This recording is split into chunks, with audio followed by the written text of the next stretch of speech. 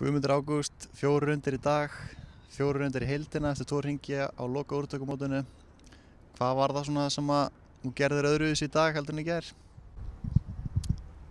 Voru lítið svo sem. Bara allt örlítið betra í rauninni. Í gær varstu með fleiri skolla heldur en í dag og færri fugla. Varstu að púta þá betur eða? Já, datt klálega aðeins meir en í gær.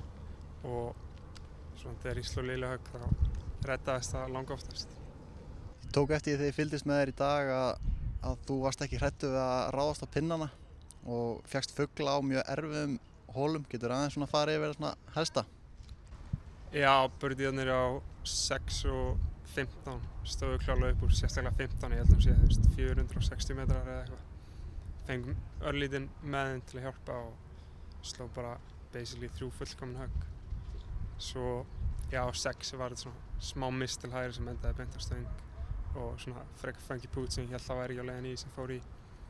En já, ég hef aldrei séð pinnana hérna svona, þú veist, þeir eru bara, allir bara 2-3 metra frá kantunum og upp á öllum höllum og svoleiðis, þannig að maður var algjörlega svona að velja hvar maður vildi sækja og svoleiðis því að hefði maður slegið alla pinnana, það hefði verið einhverja ljóta tölur á kortinu.